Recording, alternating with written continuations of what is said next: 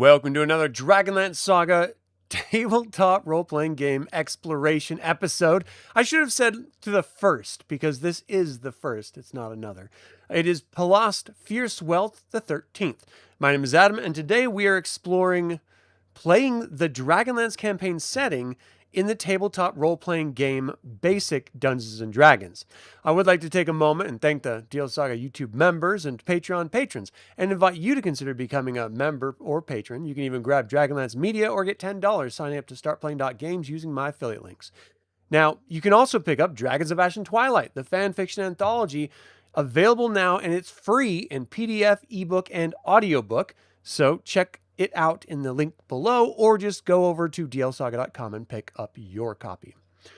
All right, so the way I'm planning on doing these is this is just meant to be an open forum discussion / hangout where we sort of just examine a tabletop role-playing game, how to make characters, how to play the actual system, the sort of, rules overview, and just sort of kick the tires a little bit, see what works out of the box with Dragonlance and what we might have to modify based on Dragonlance's specific campaign setting requirements.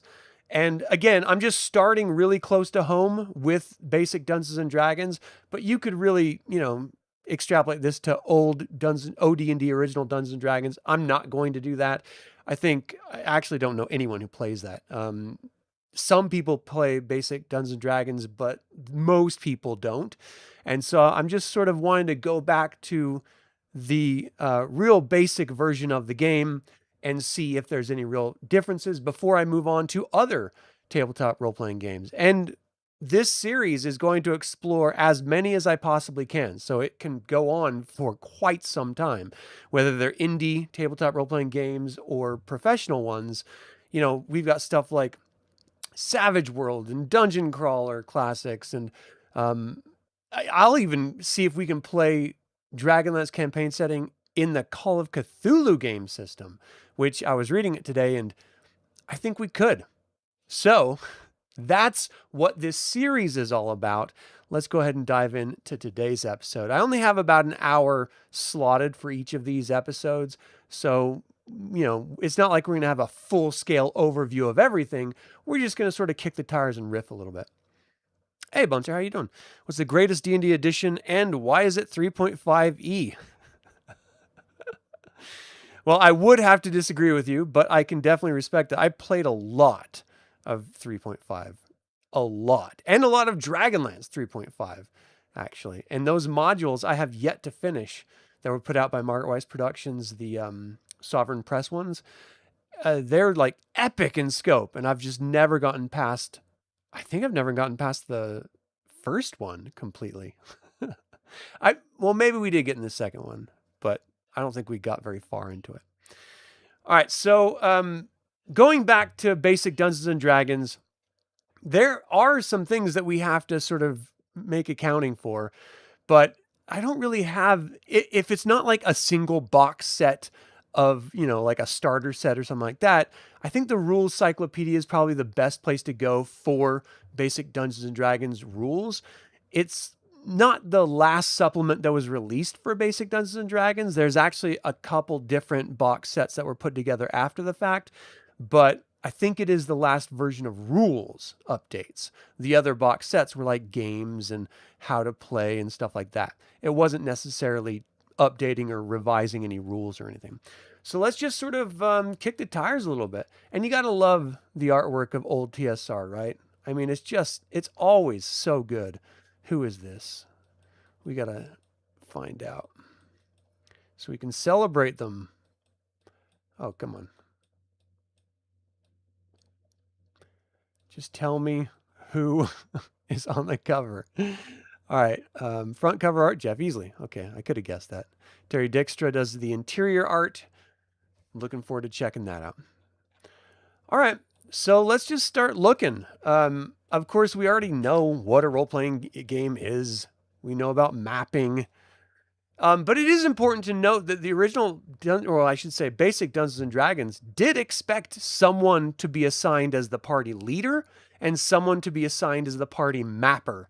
And basically what that meant is if you're in a dungeon and you're mapping, you're moving at half the rate that you normally are at best, because someone has to constantly be not only checking directions and turning and distances as they're going.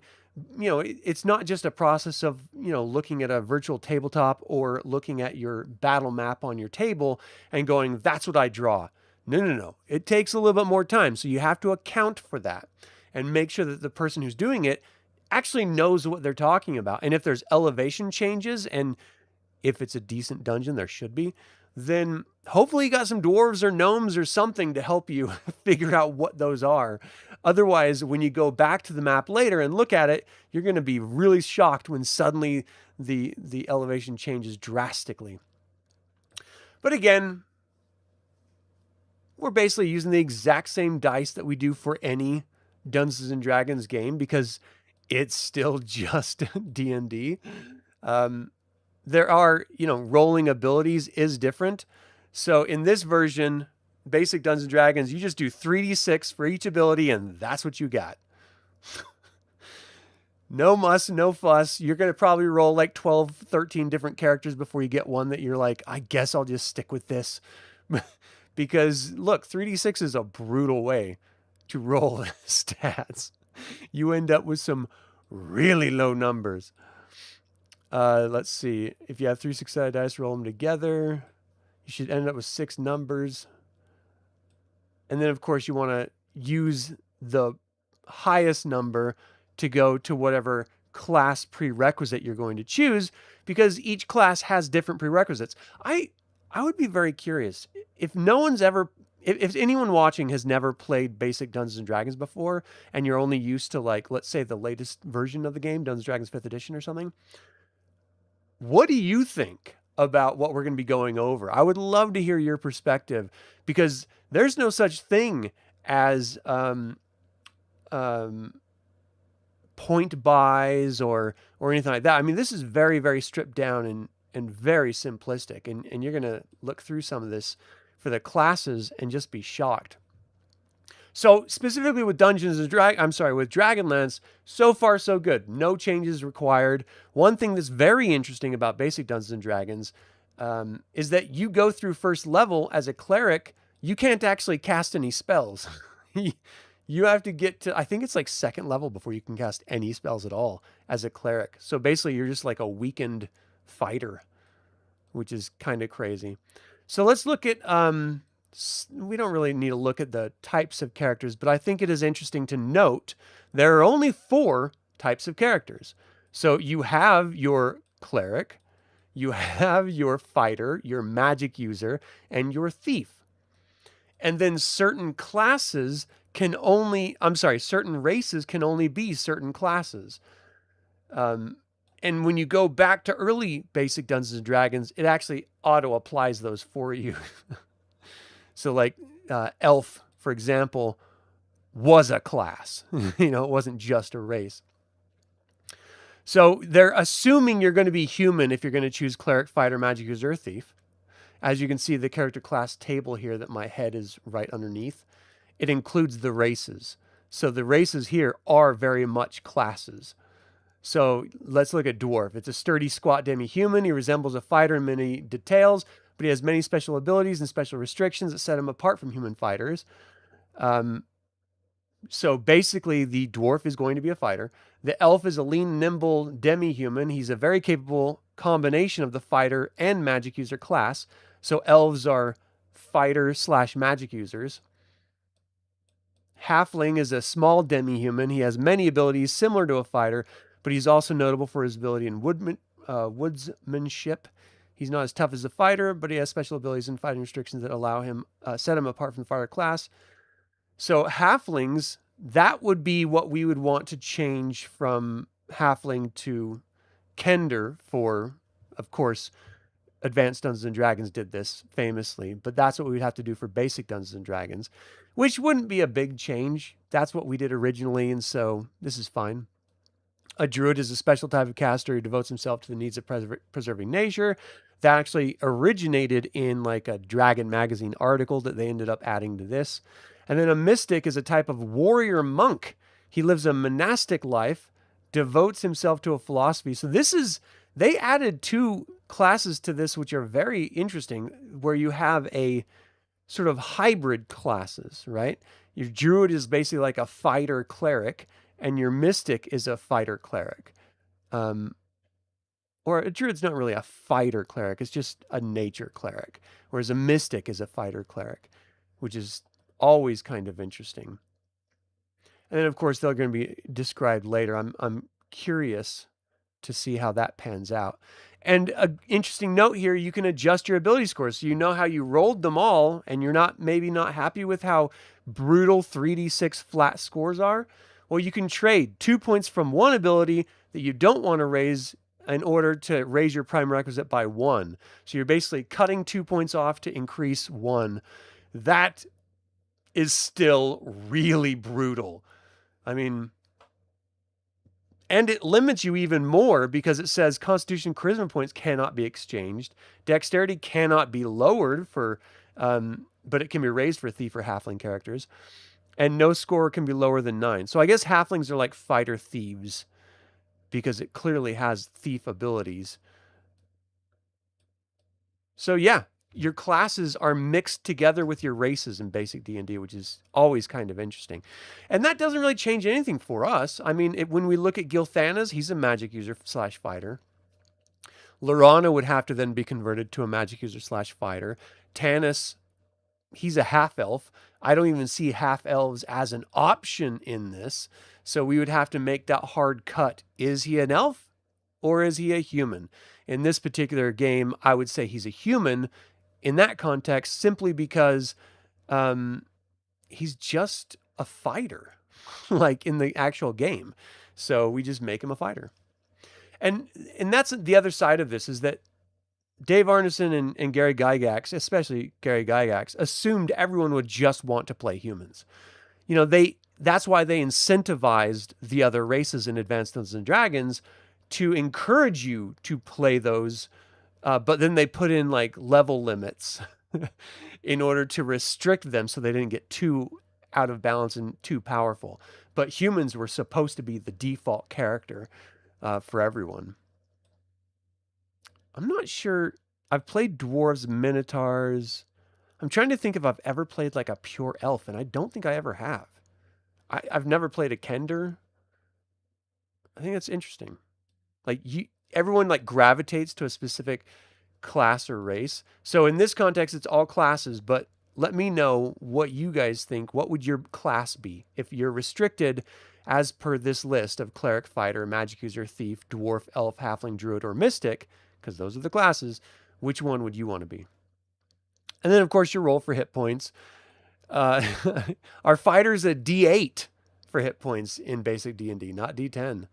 That's interesting. Got to roll for money and buy equipment.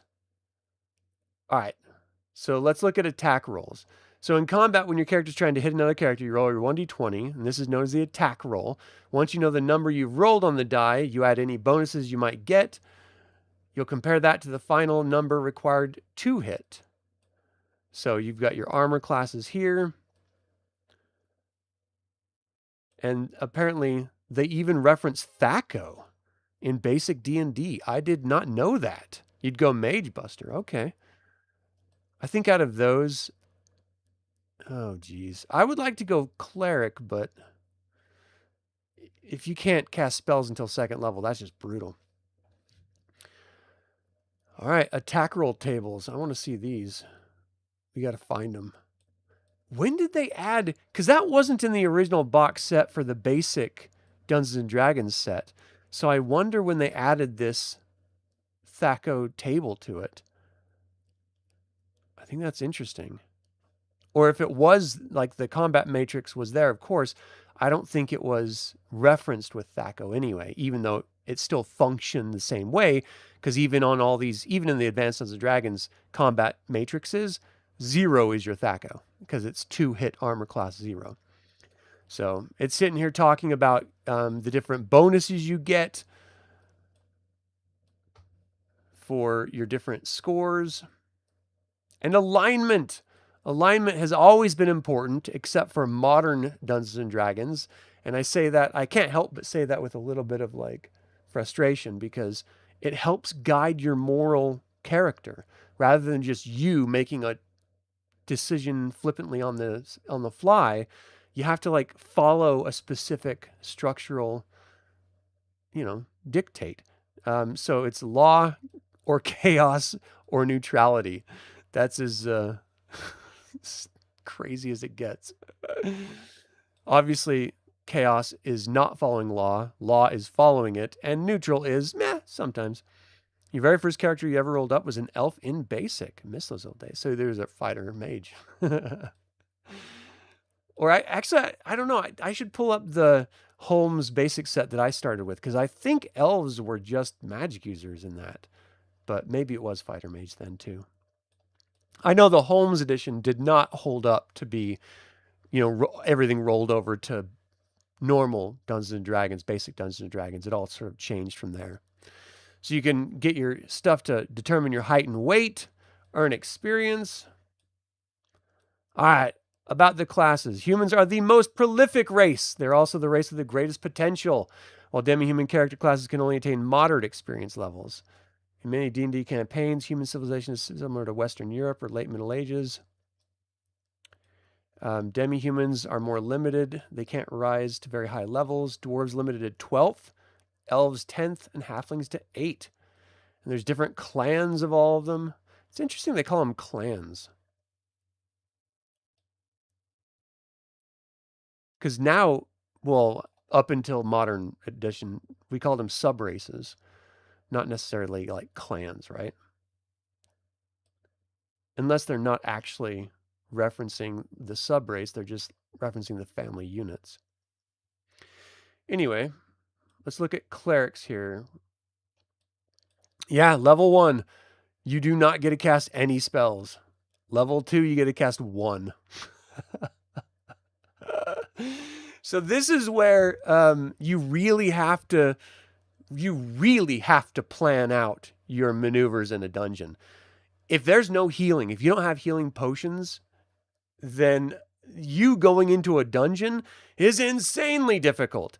Like, you can't heal at all, so you have to go in until you're wounded, hope you mapped yourself correctly, and then find your way back out, and then hope by the time you're healed up and you get back in there, no one else has gone in and stolen all the treasure that you were looking for. They became fighter mages pretty early on, since you had those as well. It's been so long. Oh, it's definitely been a long time. That's why I like revisiting this stuff. I think it's going to be a lot of fun to revisit the other TTRPGs out there to see if any of those are going to be able to easily mesh with Dragonlance at all. I think basic D&D is going to be a really easy switch into it. I mean, most of Dragonlance is human anyway. When you're starting the AD&D DL campaigns, if you want to play an elf, it has to be a Coolness D elf, because they're the only ones that are available in that part of the world that the game is happening in.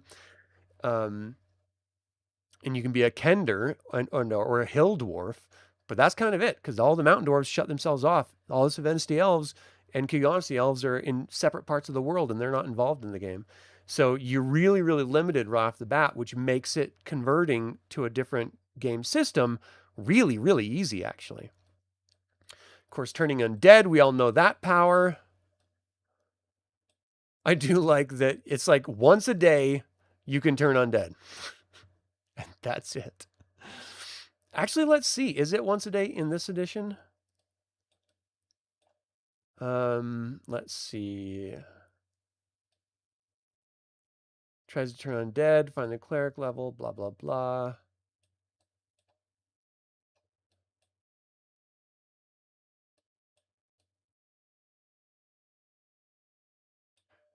I don't, unless I just skimmed right past it. So, the special ability is called Turn Undead. When a cleric encounters an undead monster, you can attack it or turn it. You cannot do both in one round. Just tell the DM that you want to do it. When the encounter occurs, the player must refer to the cleric's table. I'm trying to see frequency. I'm not seeing it.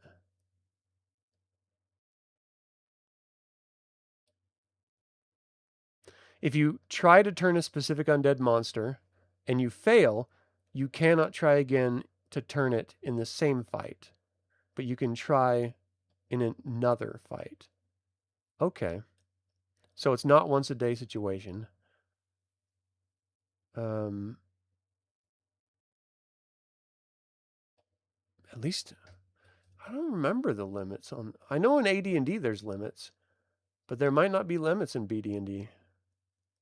Yeah, I'm not seeing anything, which is kind of interesting because that's actually a really good bonus.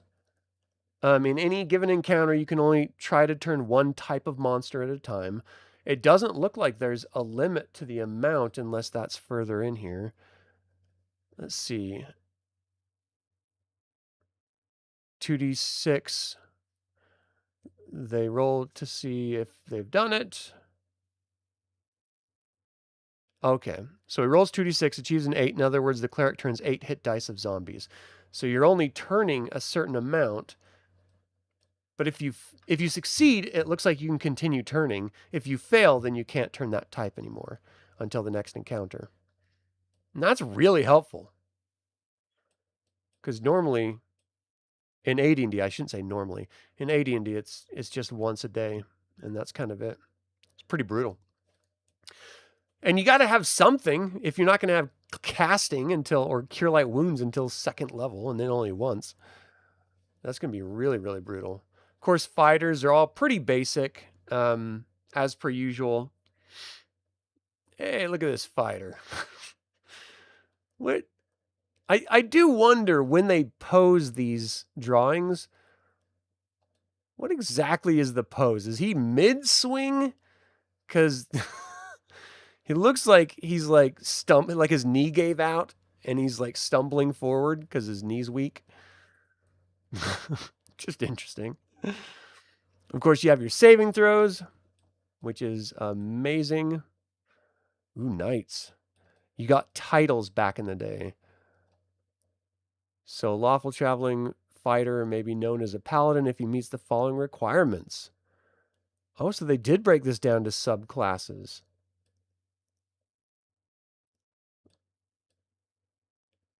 Before he reaches 9th. That's interesting. I didn't know that BD&D did that. So that would work really well. So you start out as a fighter. Once you get to a point where you can be a paladin or a knight, that's when you would go into the Knights of Solamnia. Just sort of spitballing here. And you can use that as a chaotic traveling fighter as an avenger. Interesting, like a Batman or something, or like a Punisher type character. I think the only caps on turning were paladins. Let's look. Can turn undead as if you're a cleric of 1/3 the actual experience level. It doesn't say that he's limited. Interesting. It's very cool that they have subclasses. I didn't think they would. And that does actually help a lot when we're sort of nailing down specific classes. So Riverwind would clearly just be a fighter because there's no rangers here. He might... Well, Riverwind's lawful good. So, Sturm is a knight. Karaman's probably just a traveling fighter.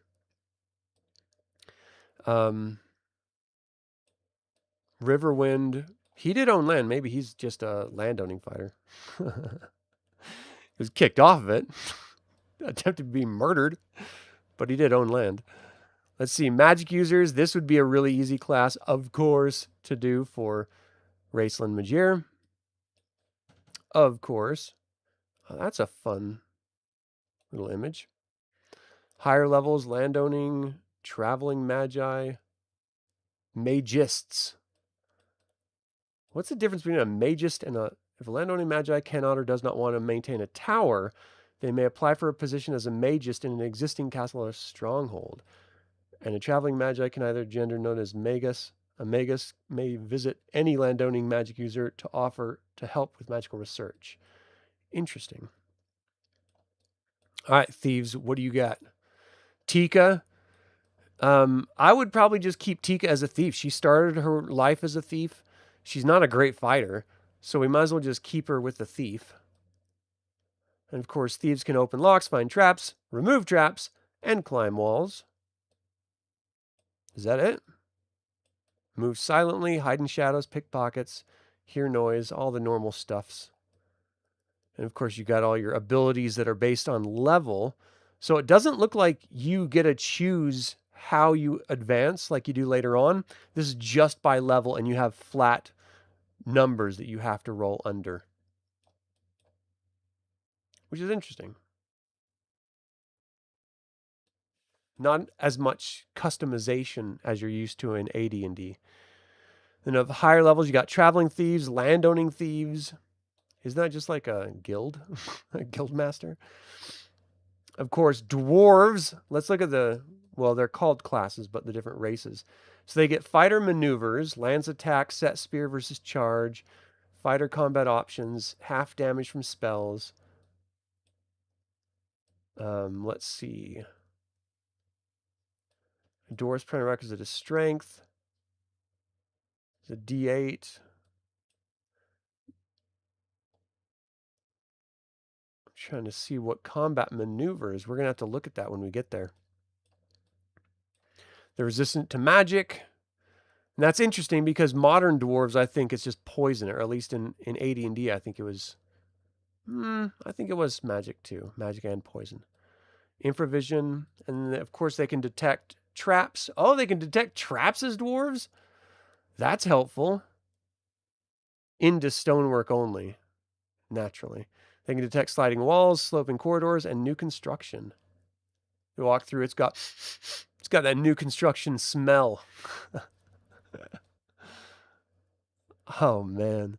Elves, let's see what they've got. They get their fighter combat options. They have special defense to dragon breath. That's interesting. God, I love these old illustrations. They're so great. What's their casting rate? 1 to 3 chance to detect secret and hidden doors. Immunity to ghoul paralysis. That's awesome. Infravision and everything. And spells. Wow, they get spells right off at level 1. That's great. Of course, halflings, this would be our Kender. We would have to just throw in the fear and the taunt, the immunity to fear and the taunting ability, but we could even that out by removing something else. I'm not even sure we would want to do that though. They have special saving throws. Maybe the woodland abilities we could just get rid of. So they just like blend into the woods and underbrush. I think it'd be a pretty good trade-off removing that for the taunting ability.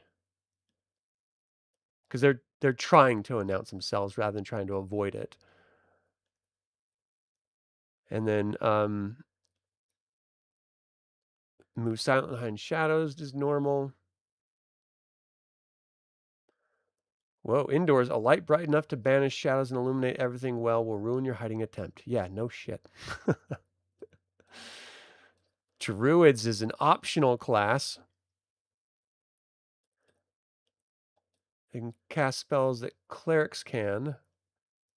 And they have action like special lists to go off of. We got to look at those spells really quick before we're done here. The Mystic. So they are monastic humans who follow a strict discipline of meditation, denial, seclusion, and mastery of the human body.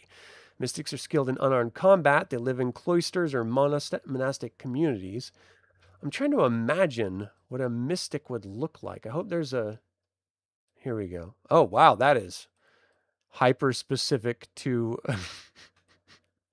to China. Okay. She is a mystic. It's interesting, like because usually you come out with a optional class because it offers something that's not already offered. And this is dangerously getting close to, multi-class humans where you might as well just go to Advanced Dungeons and Dragons at that point. because you get jumps and leaps and tumbles and flips. In acrobatics, you get your regular fighter combat options. You get thief abilities and mystic abilities. Heal self and stuff. Wow. That is incredible. That seems like an overpowered character. But in BD&D, you kind of need overpowered characters to survive too. So I think maybe, you know what? I wonder if we would make Gold Moon a mystic or if we would make her, because she's more natural to the world, but she doesn't live in like a monastery or anything. So I guess she would just be a cleric. And everything else just goes through as normal. All right, now we're looking at spells. I actually liked having a limited amount of spells.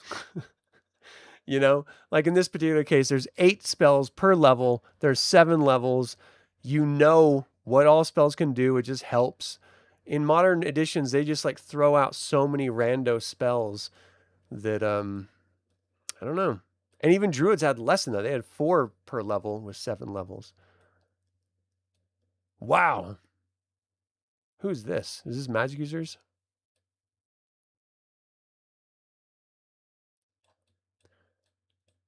Who is that? Is that magic users? Yeah, magical spell list.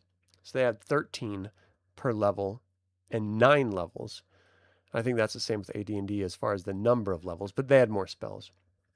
So Cure Light Wounds. It's interesting to note in BD&D, Cure Light Wounds is 1d6 plus 1. And of course, your hit points are lower, especially as a fighter with a d8 rather than a d10. So averaging out, they would just be lower. Maybe the 1d6 plus 1 isn't that big of a deal comparing it to 1d8. Because you're going from 2 to 7, right? You can't end up with a 1, which is nice. Rolling a 1 on a d8 Cure Light Wounds is like the worst.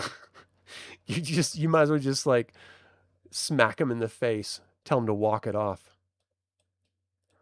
All right, so let's go through these spells really quick. I want to see what's past here.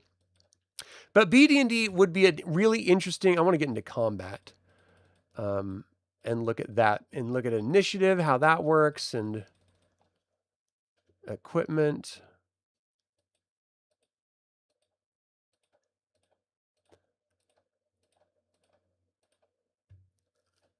All right, weapon mastery.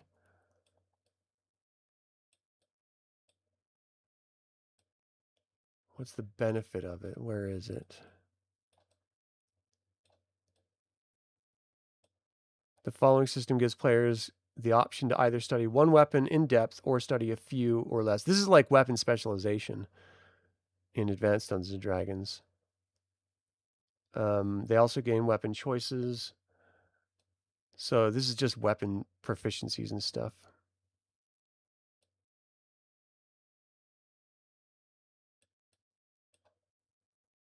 Interesting. So characters gain several benefits from weapon mastery: extra damage, attack roll bonuses, improved range with missiles and thrown weapons, and abilities. So yeah, it's like specialization. And then you've got your non-skilled penalties. Characters not trained in a weapon is unskilled. They get a -1 to their attack roll. And that's actually much more forgiving than in later editions. It's usually a 2 or a 3, depending on the class. So results of weapon mastery, you can cause despair. Look at this, Hill Giant. He's like, oh, you're so impressive. Or is he yawning from boredom? I do like that BD&D had like all this sort of masteries and abilities. Weapons for handheld use, nice. Easily thrown. And of course, I do want to point out, if you look at the, wait, where are they? The ranges for short, medium, and long, it's all listed here as well. So that's always been a part of the game system, trying their best to just, mimic as close to what normal combat would be in a gaming situation,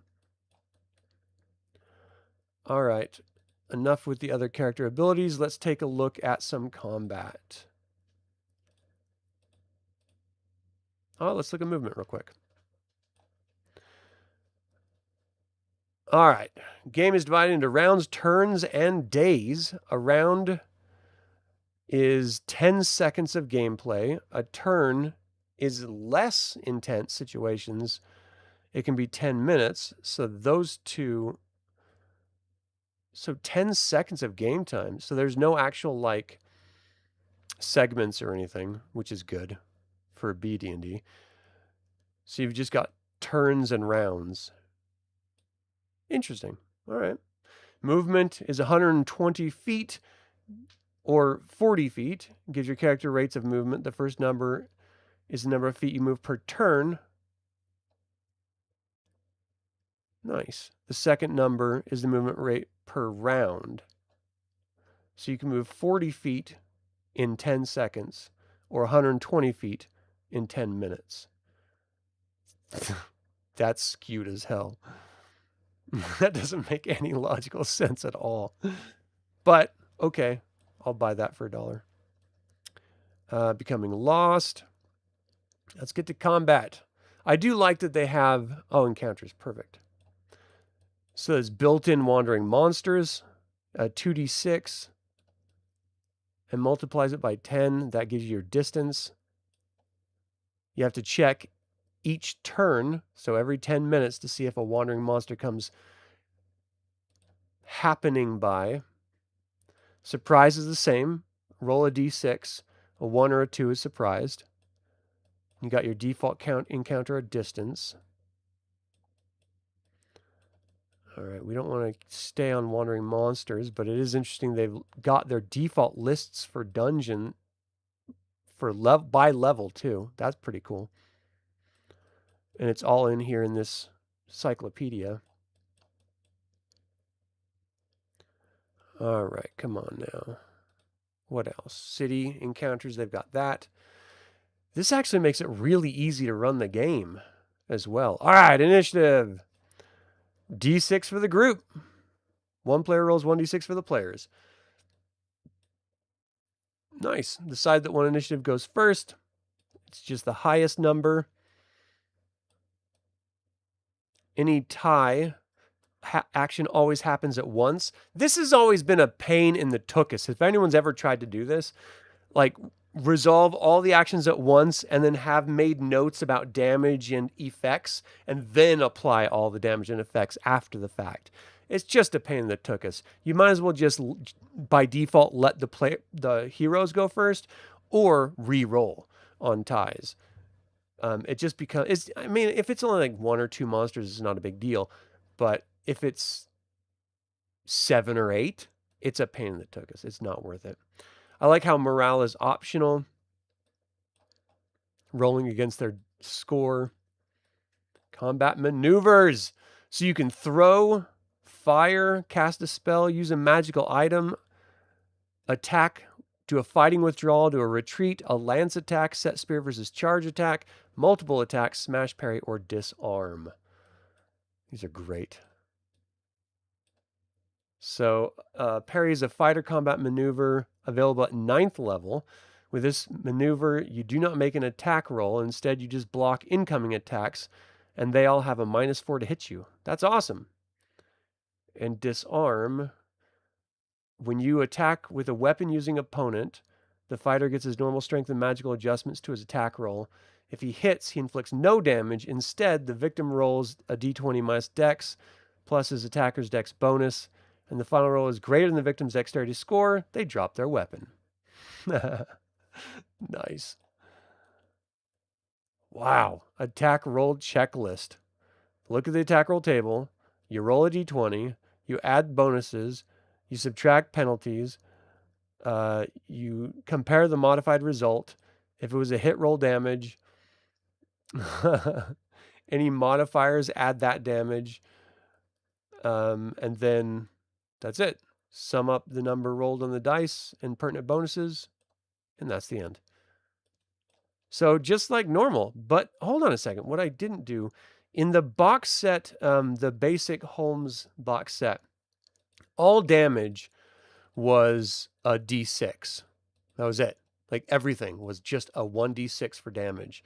I want to see. So this is all D8, D4, D6, D6. Okay. So they did adjust damage. Because that, I mean, it's a very simple way to do a basic D&D as an introduction. Oh, you hit, roll a D6, and then you don't have to worry about different types of weapons doing different types of amounts of damage. But it is overly simplistic, and so you want to make sure you have some malleability inherent in it. And you got all your combat tables if you don't have it written down. And of course, monster combat tables. If you know THAC0, then you don't really have to ever look at a combat table at all. So, let's see, missile adjustments.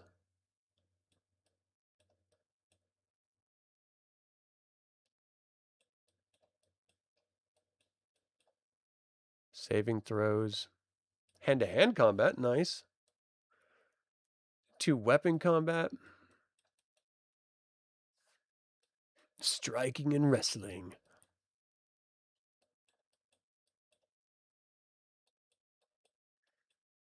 That's awesome. So combat really isn't that different. I mean, you have combat maneuvers and stuff that once you're high enough level, you can start using. But the function of it isn't really that different from AD&D at all. There's just, again, it's basic D&D rather than advanced D&D. And so there's no armor rating, per weapon, per armor class.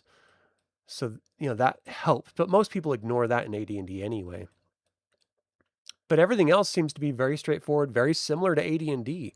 So it does make me, except, you have fewer options.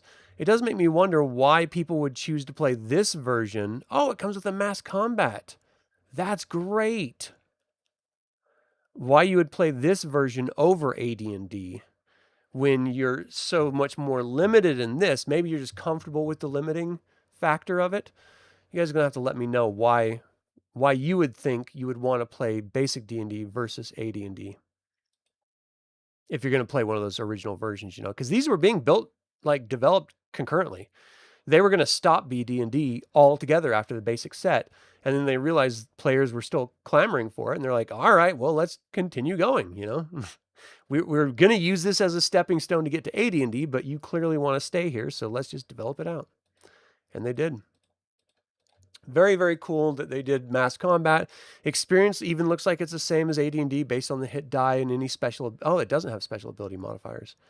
So it's just a slightly stripped down version. So this actually, after having gone through this, it might be a better system to introduce brand new players to Dungeons and Dragons than even the modern version, because there's so many options and choices in modern D&D and subclasses and everything once you get higher levels. It might be just a lot easier to say, no, let's just start with basic Dungeons and Dragons.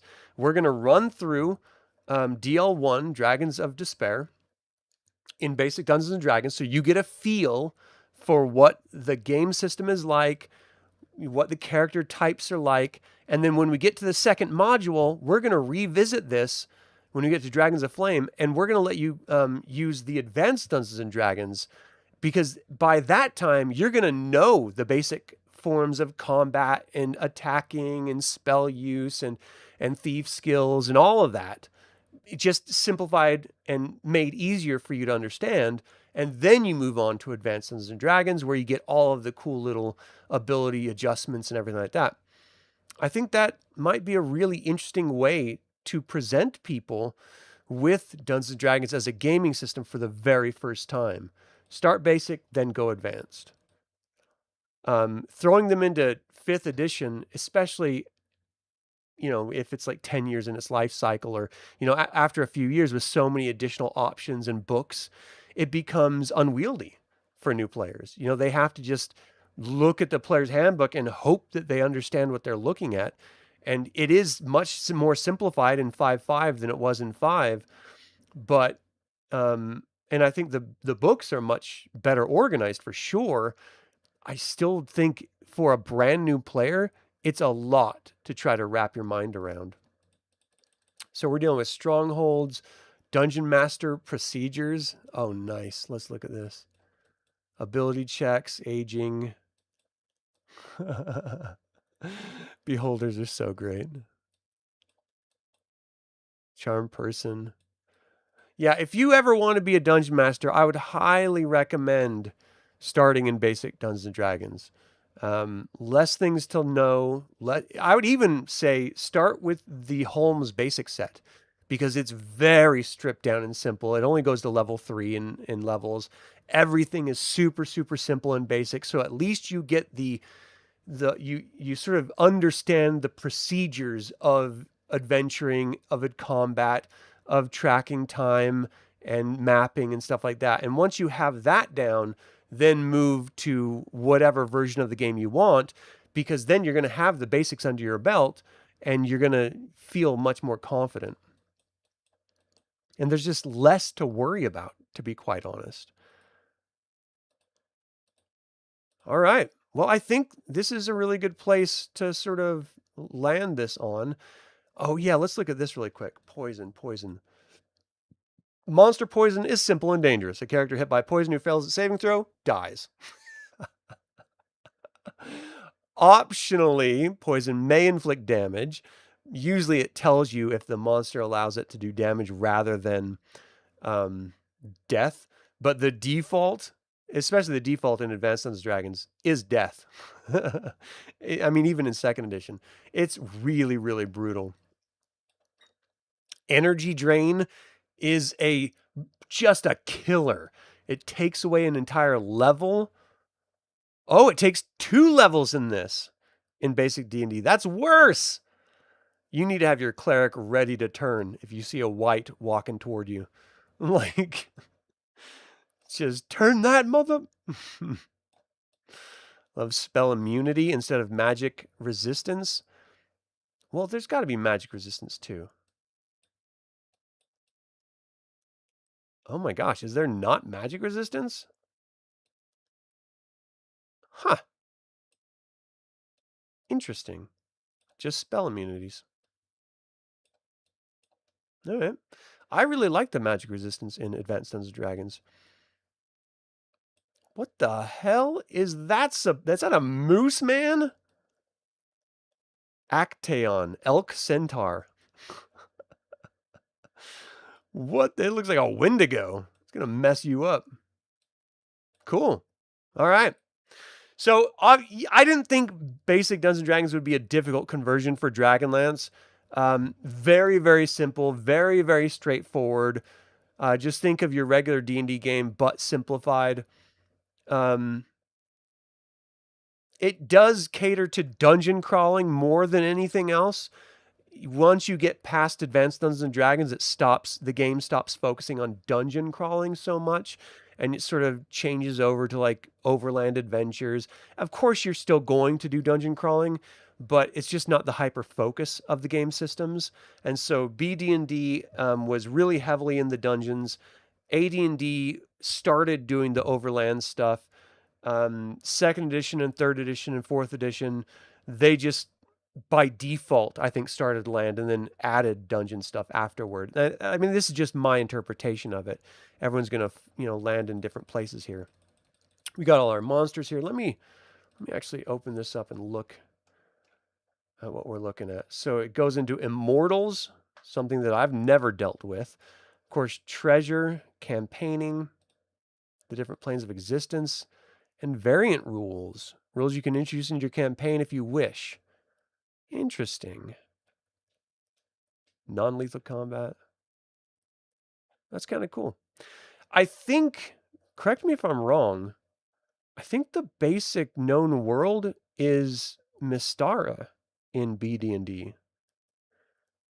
I'm trying to see if it mentions it in here. Yep, right here. Let's look at this in wide.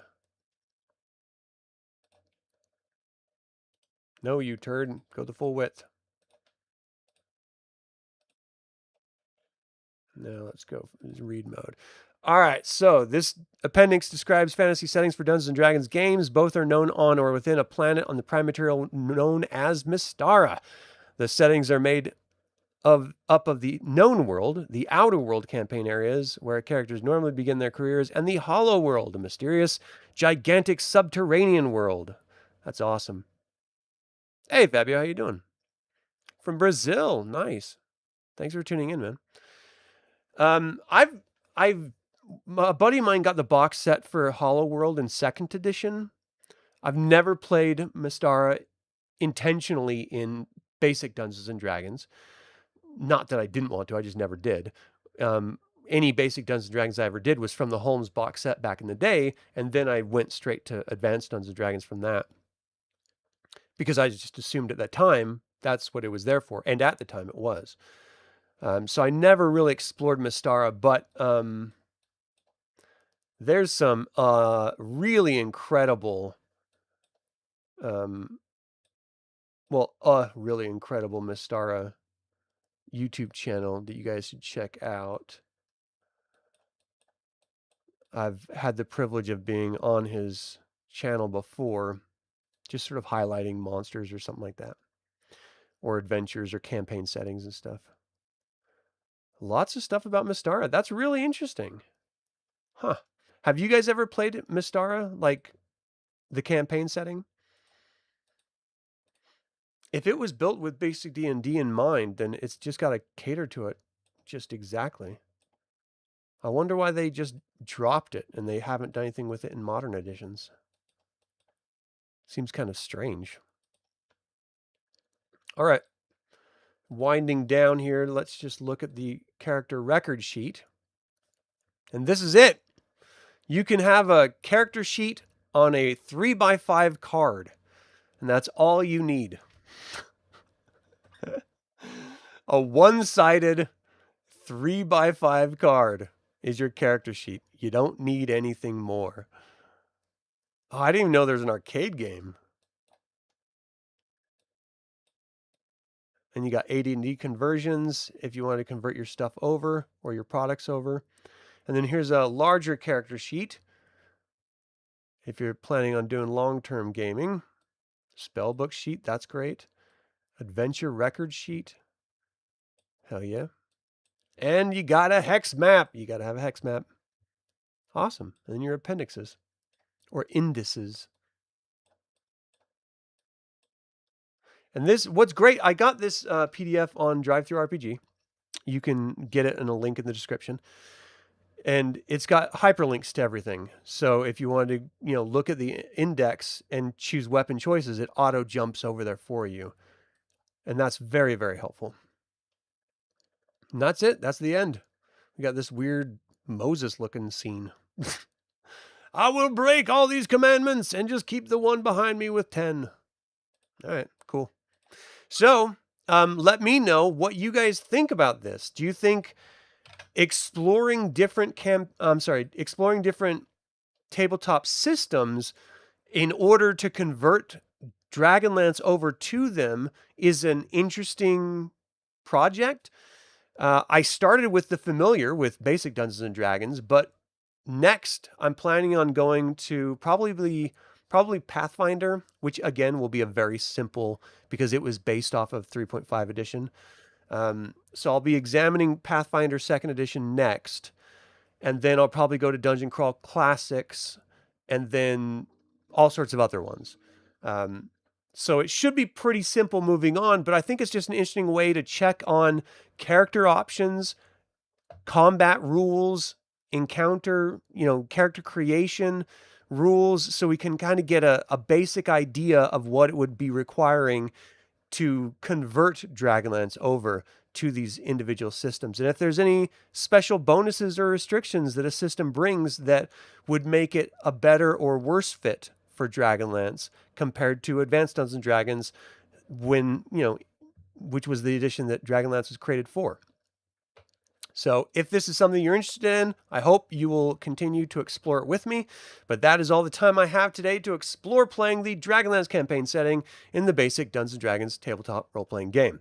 What do you think about basic Dungeons & Dragons? Would you ever play Dragonlance in that system?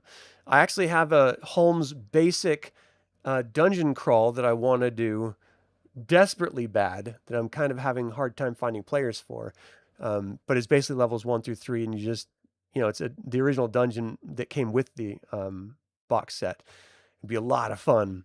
But anyway, if that's something you're interested in, hit me up. Feel free to email me at info@dlsaga.com or leave a comment below. I would like to take a moment and invite you to subscribe to this YouTube channel, ring the bell to get notified about upcoming videos, and click the like button. This all goes to help other Dragonlance fans learn about this channel and its content. Thank you to creator patrons Aaron Hardy and D. Robert Handy, producer patron David Galindo, developer patrons Chris Androu and Sam Ruiz, and all of the YouTube members.